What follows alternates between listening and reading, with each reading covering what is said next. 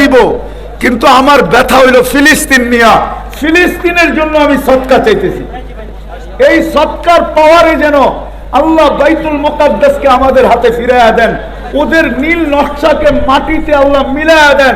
ওদের নকশা হইলো ওরা বাইতুল মুকাদ্দাসকে ভাঙবে, ওইখানে দাজ্জালের জন্য মন্দির বানাবে, মন্দির। আপনারা নাউজুবিল্লাহ পড়েন।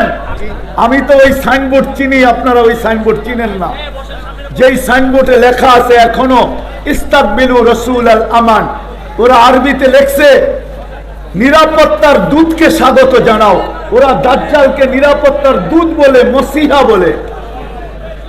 নাউজুবিল্লাহ, যত জোরে পড়বেন কম হবে।